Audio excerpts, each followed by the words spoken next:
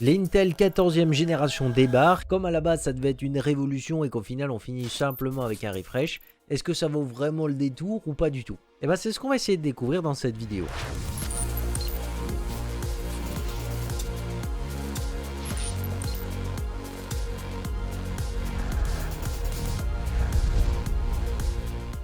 Avec tout le bruit qu'a fait justement cette génération 14 d'Intel, c'est quand même dur de passer à côté. Mais finalement, maintenant qu'elle est sortie, qu'est-ce que ça vaut réellement? Pour faire cette vidéo, je me suis basé justement sur les tests qu'a réalisé Cornerjack. Cornerjack, c'est tout simplement l'un des rédacteurs de notre site internet, et lui, sa spécialité, c'est tout ce qui est processeur, carte graphique, carte mère et RAM. Donc si jamais ça t'intéresse d'aller encore plus loin dans ce domaine, n'hésite pas à t'attarder un petit peu sur ces articles, parce que ça vaut toujours le détour.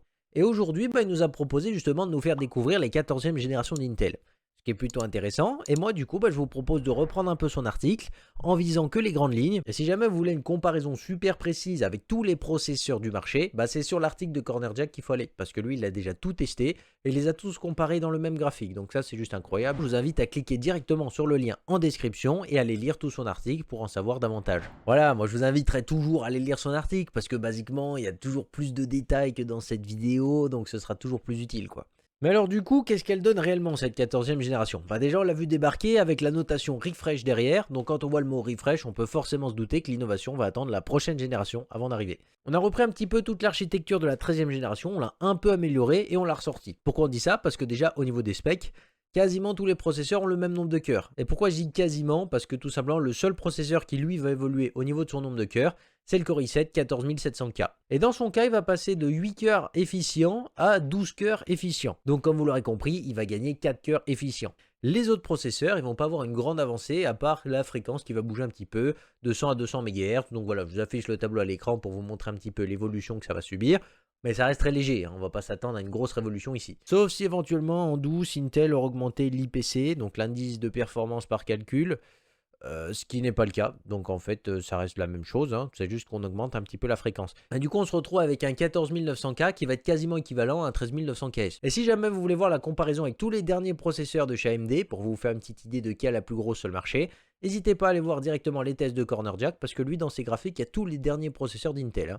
En attendant, ici, si on compare juste l'ancienne génération d'Intel, donc la 13e génération, à la 14e génération, qu'est-ce qu'on voit? Déjà, sur les graphiques monocœur, on se rend compte que niveau monocœur, on a un petit gain sur la plupart des processeurs, mais ça reste pas aberrant ici. On va pas se mentir, on gagne 2-3% à tout casser.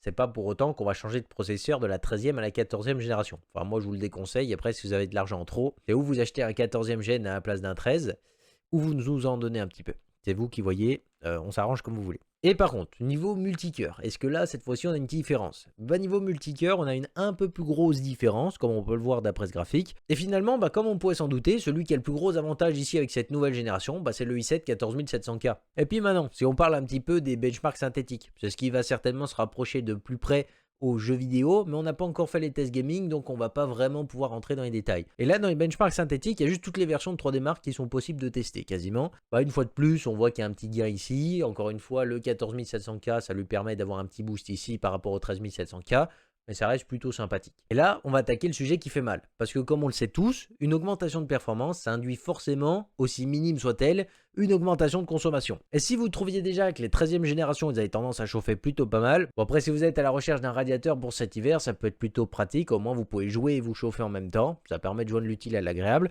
Mais comme tout le monde n'est pas dans ce cas-là, ça peut poser problème éventuellement avec l'arrivée de cette 14e génération. Parce qu'ici, encore une fois, la consommation va augmenter également. Même si ça reste très faible sur les processeurs qui ne vont pas évoluer au niveau du nombre de cœurs, quand on passe par exemple du 13600K au 14600K, l'évolution de la consommation n'est pas énorme. Cela dit, on prend quand même quasiment 10 watts. 10 watts pour quasiment les mêmes performances. Effectivement, l'efficacité énergétique de la puce a peut-être encore un petit peu chuté.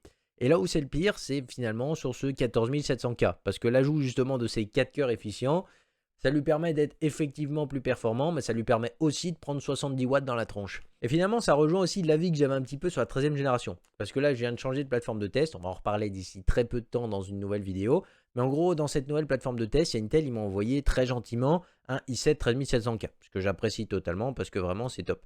Mais on se retrouve quand même ici avec un 13700K qui chauffe quand même beaucoup de base. Je ne sais pas si vous vous rendez compte, mais il y a quand même un Arctic Freezer 2 420 mm derrière.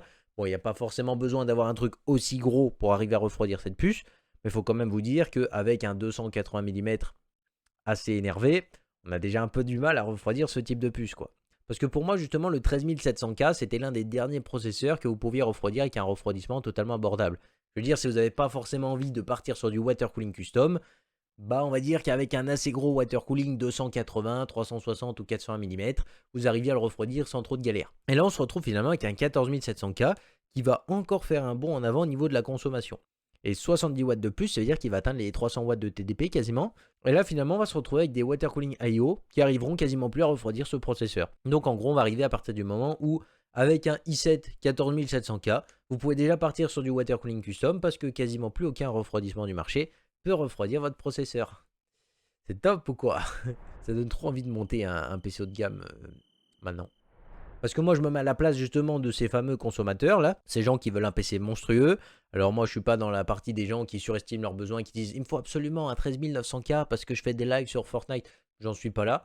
Parce que si je me mets à la place de cette clientèle qui cherche une certaine puissance au niveau du processeur, et bah je me dis que forcément je vais être obligé de partir sur un water cooling custom. Parce que déjà qu'avec un 13700K on a du mal à le refroidir avec un simple IO, mais si je rajoute 70 watts de TDP, est-ce que mon 420 mm va encore suffire à le refroidir? Et là déjà c'est la question qu'on peut se poser. Très clairement, si je veux être sûr de bien le refroidir, il va falloir que je parte sur un water cooling custom. Et là la deuxième question c'est, est-ce que j'ai vraiment envie d'acheter un water cooling custom? Parce que ça me fait dépenser 500 à 1000 euros de plus dans mon PC, tout ça pour refroidir mon processeur, alors que techniquement je me dirige sur l'ancienne génération. Certes, j'ai un peu moins de performance, mais moi j'ai un truc qui se refroidit encore, quoi. Et puis en ce qui va concerner plus particulièrement la jauge du i9, bah finalement on est plutôt proche justement de ce qu'on avait déjà avec le 13900KS. Processeur qu'on avait d'ailleurs essayé sur la chaîne, donc je vous mets la vidéo là-haut pour ceux qui s'intéressent. Et il y a un truc vraiment sympa aussi que vous allez retrouver dans la vidéo justement du 13900KS, c'est que vous allez voir que c'était déjà la galère à refroidir. Et du coup, bah, c'est pour ça que je vous parle un petit peu de tout ça. Et maintenant qu'on a vu tout ce que donnaient ces processeurs dans tout ce qui va être applicatif et benchmark synthétique, qu'est-ce qu'ils donnent réellement au niveau du gaming? Et bien là, je vous propose d'attendre un petit peu et puis d'aller voir les prochains articles qui sortiront justement du côté de Corner Jack pour tout simplement vous faire votre propre idée et savoir si enfin Intel a détrôné le fameux Ryzen 7 7800X 3D. Y sont-ils bien arrivés avec ces processeurs ou tout simplement sont-ils incapables de rattraper ce Ryzen? Et ben je sais pas. Je vous invite à découvrir la réponse d'ici quelques semaines dans nos articles et en attendant, bah portez-vous bien, à la prochaine, bye les gens.